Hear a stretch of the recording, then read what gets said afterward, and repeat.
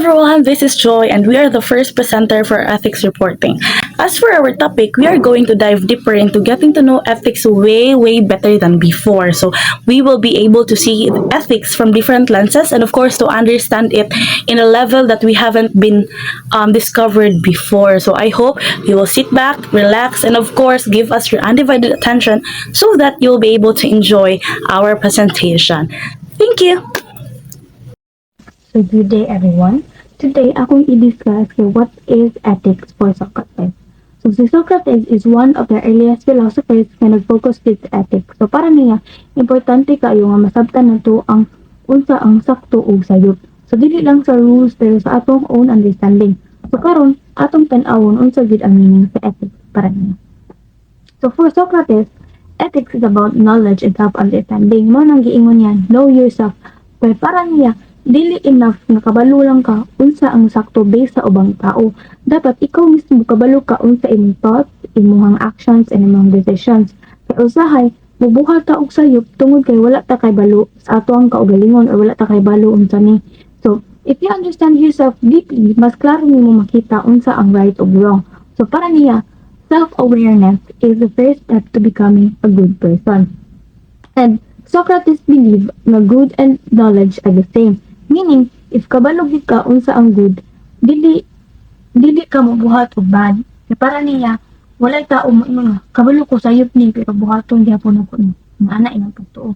So instead, people do wrong because of ignorance.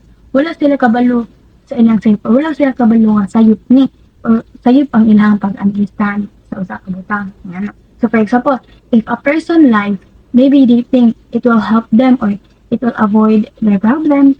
So in their mind, sakto ilang gibuhat. Muna, para kang Socrates, importante kaayo ang knowledge. So if you truly know what is right, you will naturally do what is right. Yan ang Socrates. So, next slide, Joy. Socrates used the Socratic method. Instead nga siya diretso magtudlo, mag-ask siya og questions. Kanang simple questions pero deep kaayo. Example, what is what is good or what is justice? Then padayon siya mga tanhantod ma-realize sa tao nga dili pa di ay klaro ilahang tubag. Bitaw. Through this, ma-challenge imong beliefs, ma-challenge imong answer. Nga makahuna ka deeper, dili lang sa surface level. So para niya, questioning is important para ma-reach ang truth. Dili lang ka mudawat sa idea. Dapat imo gid siyang hunahunaon deeply. No, next slide. For Socrates, ethics shapes a good life. Para niya, dili importante kung dato ka or powerful ka or wealthy kay katantanan.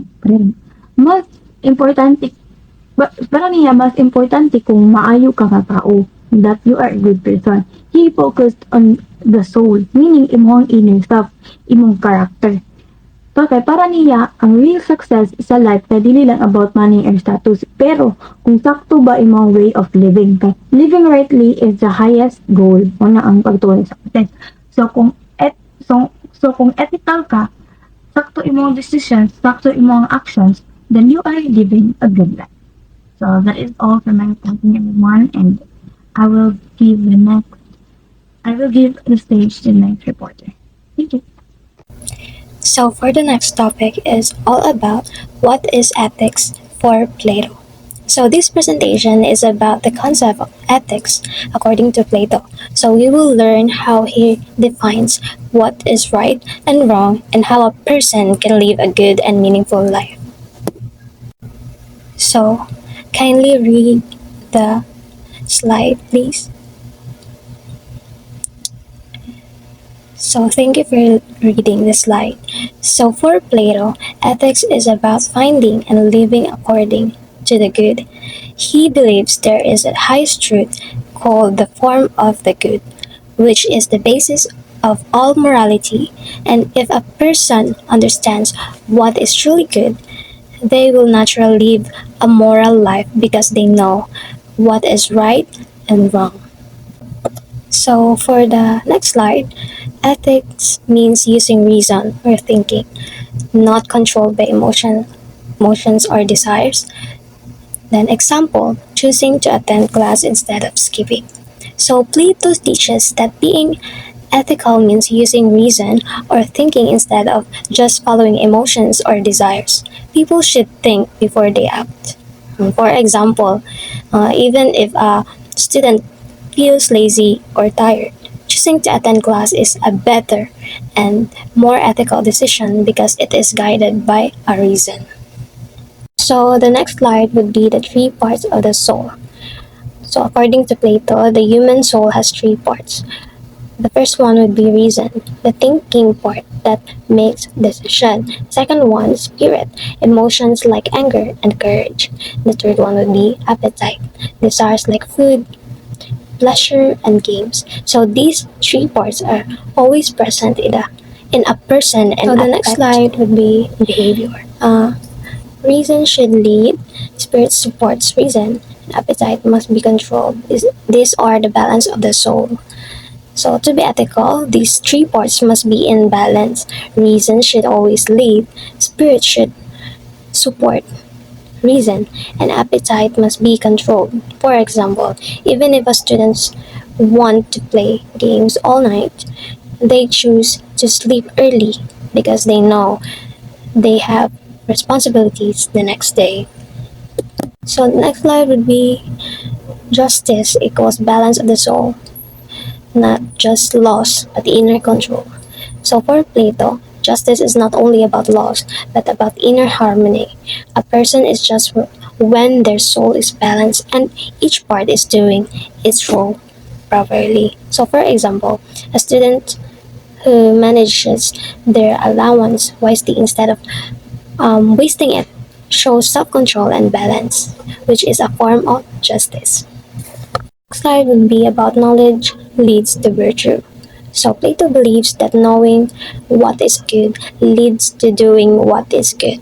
So if someone does something wrong, it is because they lack understanding or knowledge. For example, when a person realizes that bullying hurts others, they stop doing it and choose to be kind instead. So next slide, please. So the next slide would be ethics and character. So ethics equals becoming a good person, focused on habits and values and traits, honesty, respect, and responsibility. So ethics is not just about one good action, but about becoming a good person overall. It is about building habits and values like honesty, respect, and responsibility.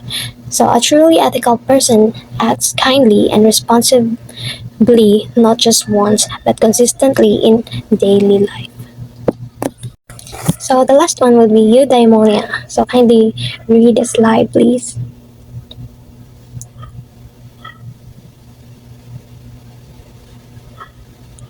So thank you for reading the slide. So the goal of ethics for Plato is eudaimonia, which means true happiness or fulfillment. This happiness comes from living a balanced and meaningful life, not just from pleasure or fun. For example, working hard for your goals and maintaining good relationships leads to deeper and lasting happiness. So that will be all for this topic. Thank you. Good day everyone, I'm Bernice Malzarte and today I'm going to discuss about the ethics of Aristotle. His ideas of ethics focuses on how can a person live a good and meaningful life, not just by following rules but by developing a good character. For Aristotle, ethics is about becoming a good person. So instead of asking what is right or wrong, he asked, what kind of a person should I become? Aristotle believed that the ultimate goal of life is called eudaimonia, which means happiness or flourishing. This is not just about feeling happy, but about living well, doing what is right, and reaching your full potential. This is the human function or purpose of life.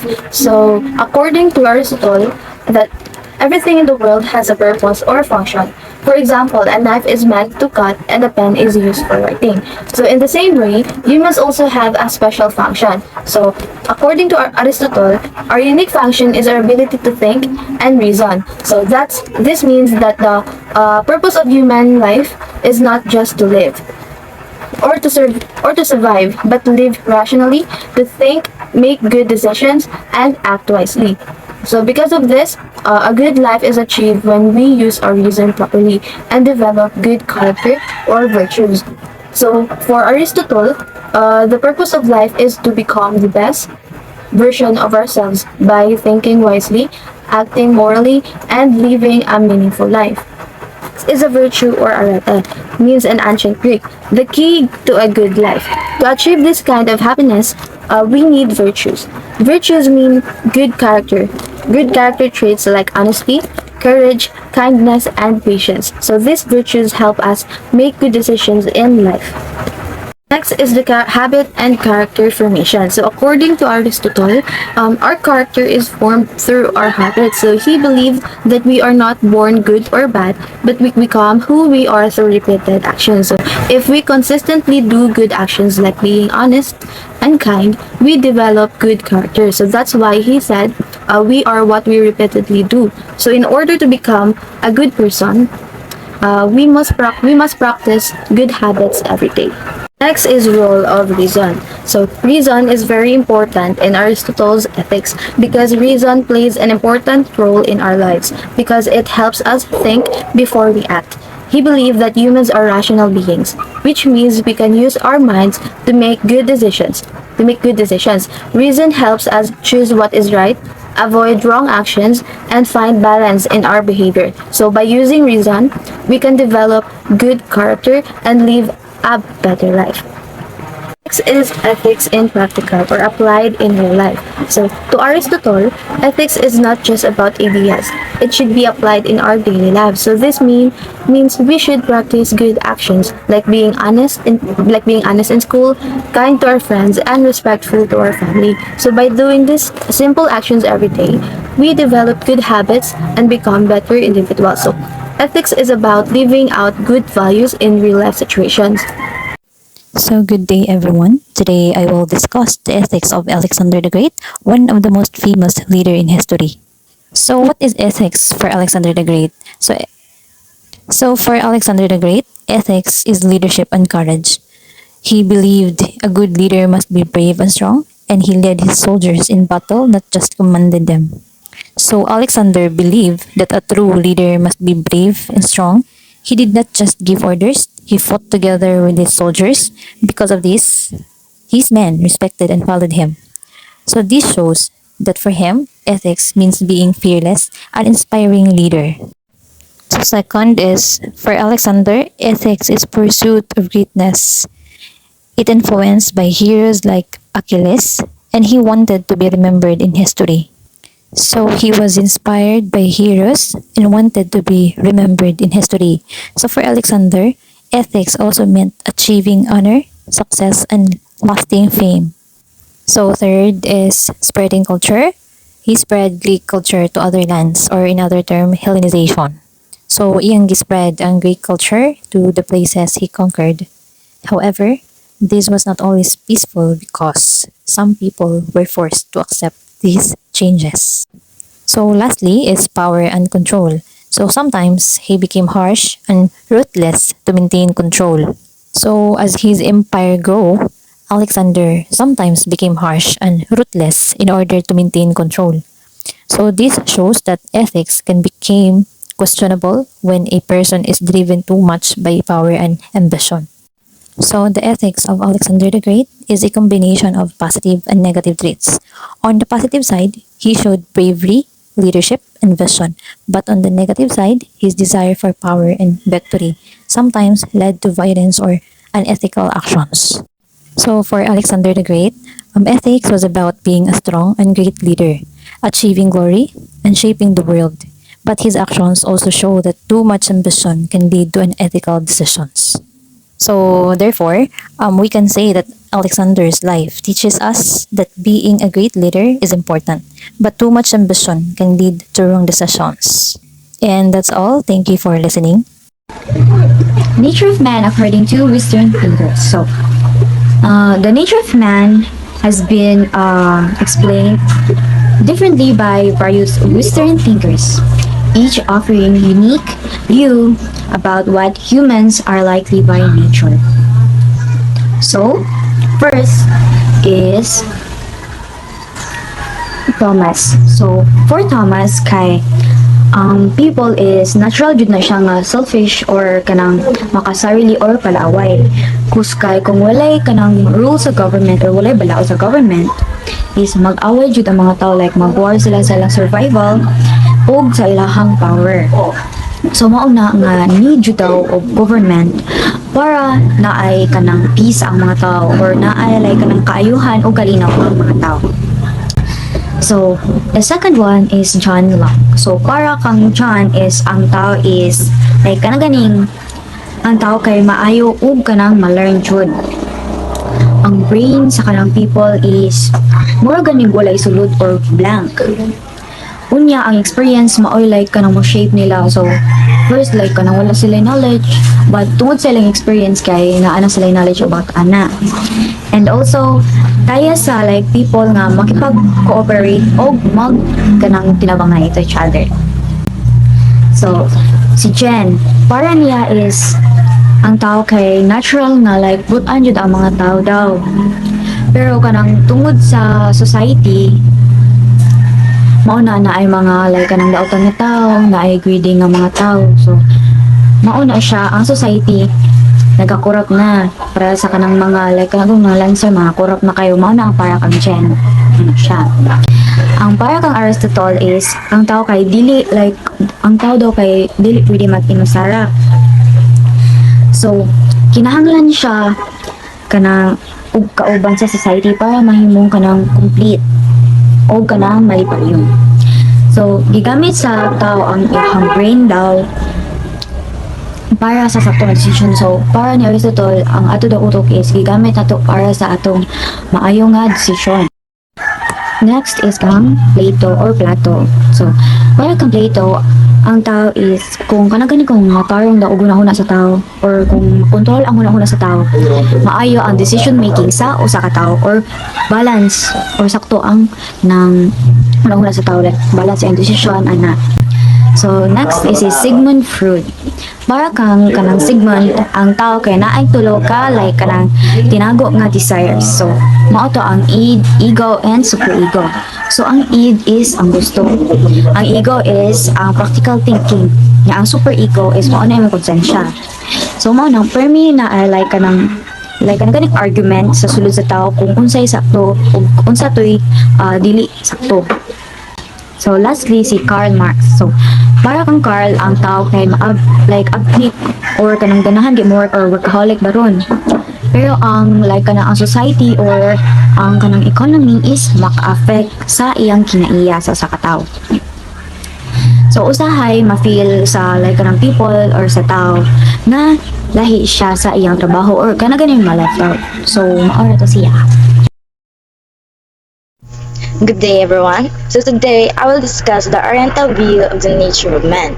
So Oriental thinkers generally view the nature of man as deeply interconnected with nature, society, and the cosmos, rather than as an isolated individual. So in general, Oriental thinkers, they believe that human beings are not isolated individuals.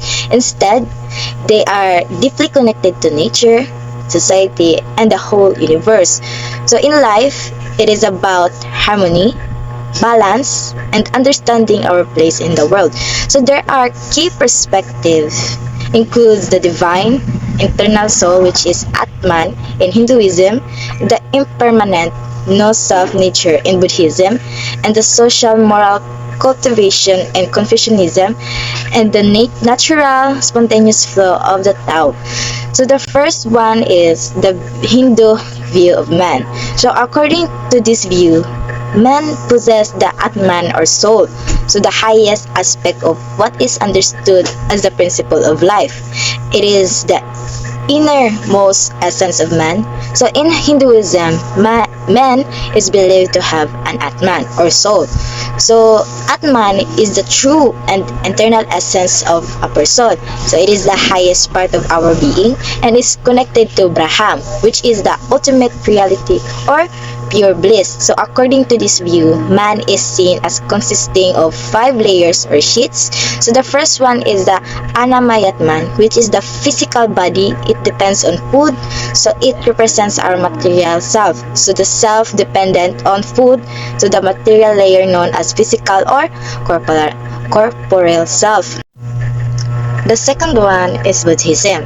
So according to this view, man is subject to the law that all things rise, decay, and fall. So there is no soul or permanence.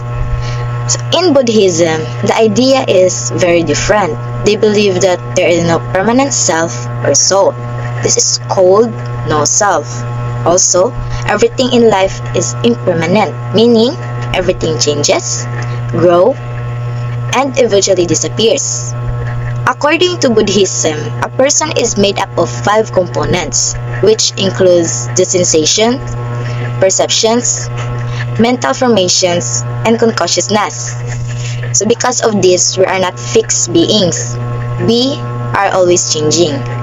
So the final goal of man is to attain enlightenment. This means that freeing oneself from ignorance, desire, and suffering.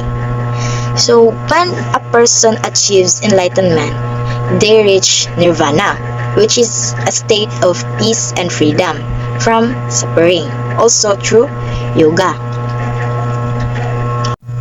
The third one is man and Confucianism. Man is regarded as moral being and as a social being. So for Confucianism or Confucius, a true man is a noble man, Junzi, a superior man, and such a man is said to be a man of Zhen, human-heartedness, a man of all-round virtue. So in Confucianism, man is seen as a moral and social being. So this means that being human is not just about existing, but about how we treat others and behave in society. Confucius believed that a true person is a Junzi, or noble person. To become this kind of person, one must develop 4 important virtues. The first one is Zhen, which means kindness or human-heartedness. Second is Yi or Yi, which means doing what is right. Third one is Li, which refers to proper behavior, respect, and following traditions. Lastly, the fourth one is Zi, which means wisdom. So in Confucianism, a person becomes better by practicing good values and building strong relationships with others. Lastly, we have the Taoist view of man. Taoism as a philosophy advocates what is natural and spontaneous, simple and necessary. So according to this philosophy, that by which anything and everything comes to be is the Tao.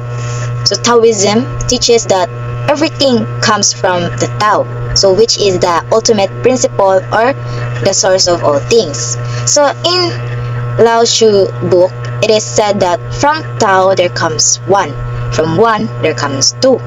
So from 2 there comes 3, from 3 comes all things. So the Tao is generally understood as the power or principle behind all things. So it is often times called the non-being. So in general, Tao is sometimes described as the way of the universe or the natural flow of life. So according to this philosophy, everything that exists in the universe needs the whole universe as necessary condition for existence.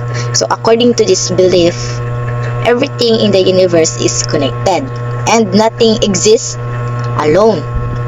So things are ever changeable, but the laws governing this change of things are not themselves changeable.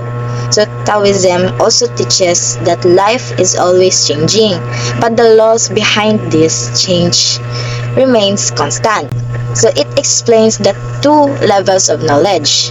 The first one is the lower level, the finite point of view when man sees distinctions like those between right and wrong. So the lower level is where people see the differences like right and wrong and good or bad. The second one is the higher level. So the higher point of view. When man sees things in the light of heaven, that is from the point of view of the Tao. That things true, different are united and become one. So the higher level is where people understand that all things are connected and become one through the Tao. So the goal in Taoism is to live in harmony with Tao by being simple, natural, and spontaneous. So in conclusion, Oriental views of man focus on connection and harmony. The first one is Hinduism, teaches that man has a divine soul. Buddhism teaches that man is impermanent and has no fixed self. Confucianism focuses on moral character and social responsibility.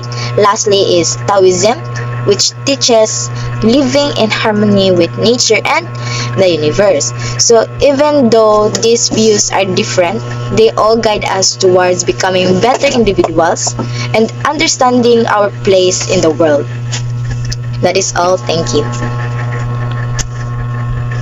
Now, let's talk about feelings and reasons. Feelings come from the brain's higher region and are shaped by our personal experience, beliefs, and memories. They are not just about being happy or sad. Even mild emotion like comfort, safety, or frustration can affect how we think and make decisions. In short, feelings influence our judgment in many subtle ways. Reasons is the way we justify our choices. It changes from person to person because it depends on each individual's moral values, past experience, and ability to reflect. Reason uses memory, reflection, and logical thinking to guide decisions without relying only on faith or beliefs. Feelings, on the other hand, are not just simple emotion like happiness or sadness. They include subtle states like feeling comfortable, safe, or stressed. These feelings can strongly affect how we think and the decisions we make. For example, if something feels easy or familiar, we may decide more quickly, while something that feels difficult might make us hesitate. In conclusion, our thinking is not purely logical. Our emotions constantly influence our judgments and decisions in many different ways.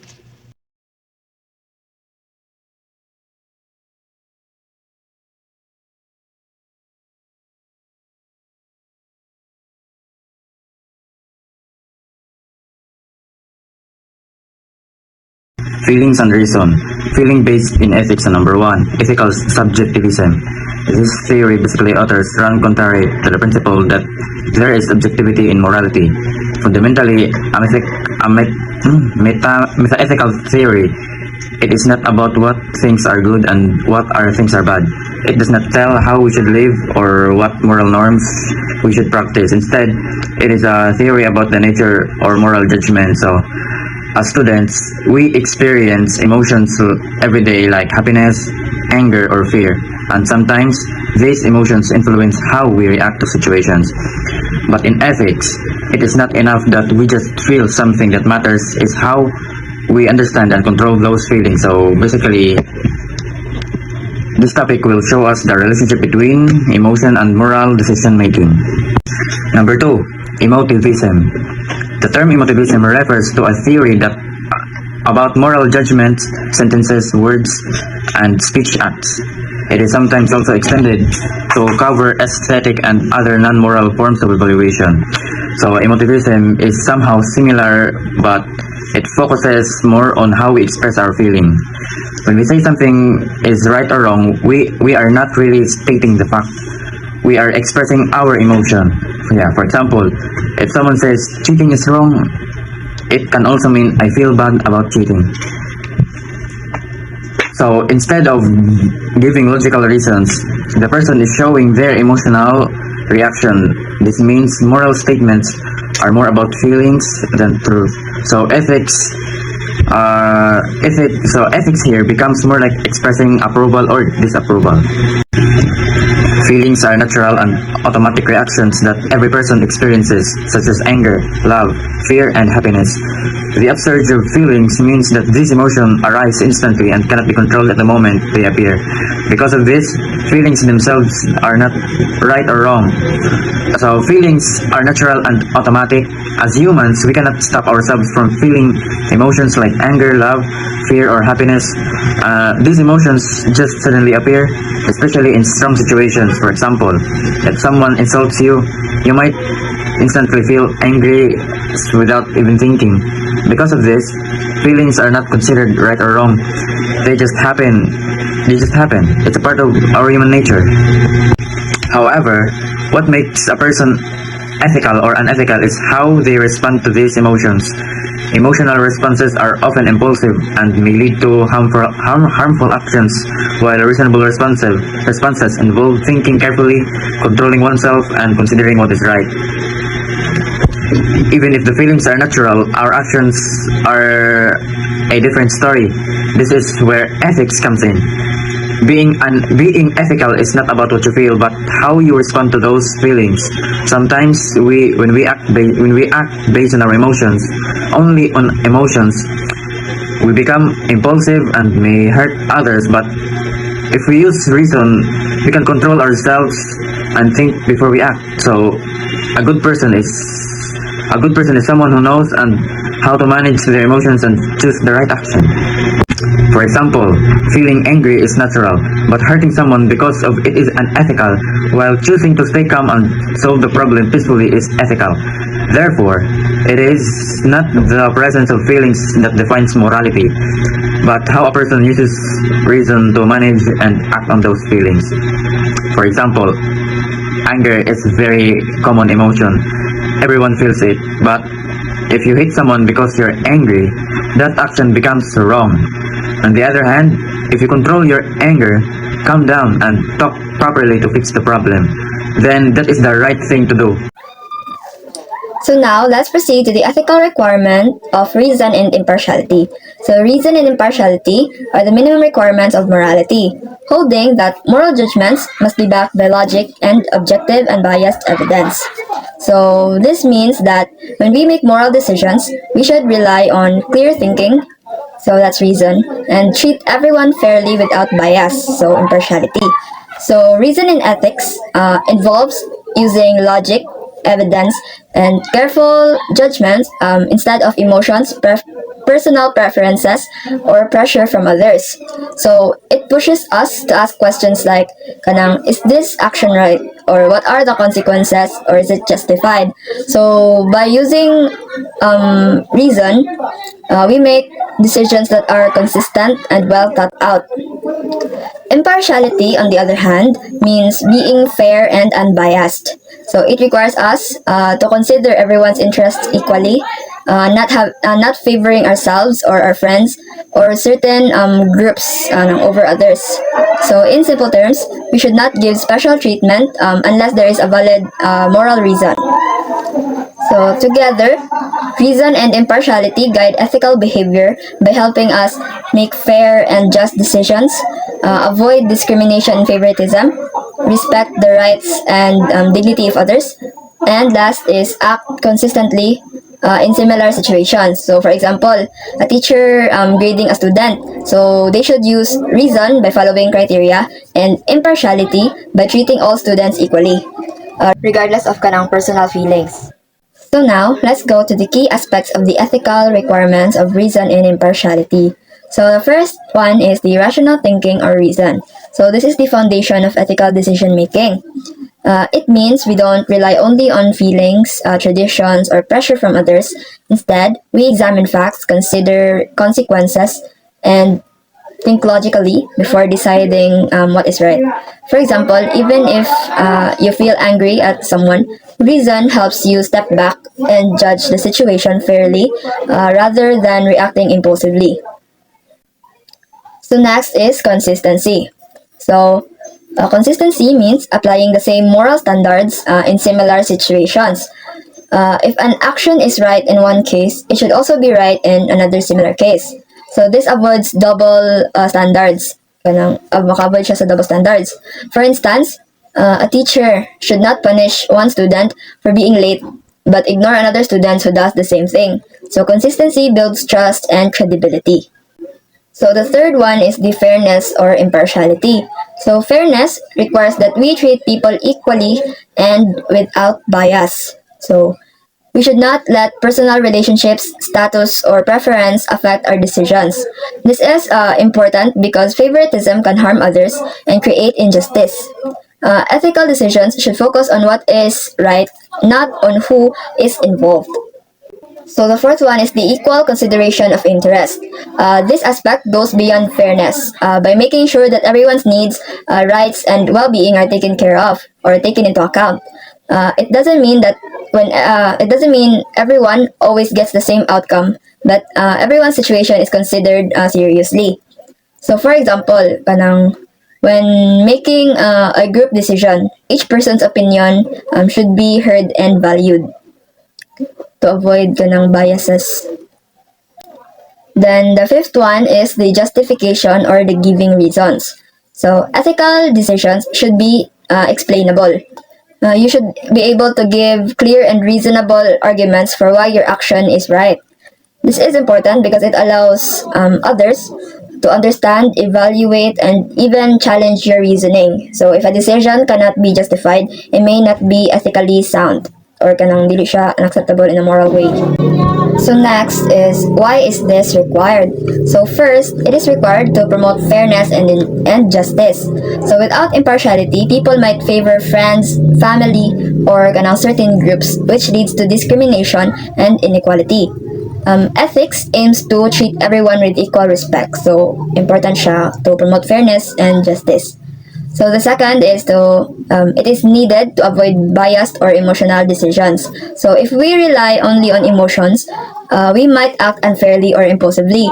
Reason helps us think carefully, weigh consequences, and choose what is truly right. And third is it ensures consistency in decision making. Similar situations should be treated in the same way. So this builds trust because people know that decisions are not random or based on favoritism.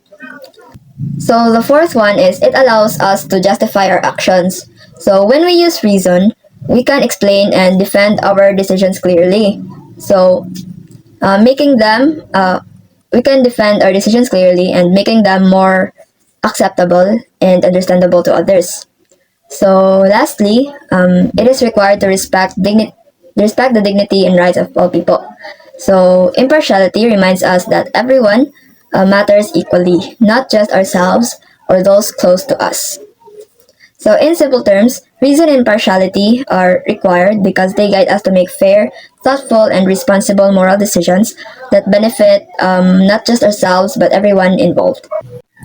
Wow, what a ride it is. Thank you so much, reporter, for sharing such wonderful insights and information regarding and talking about ethics.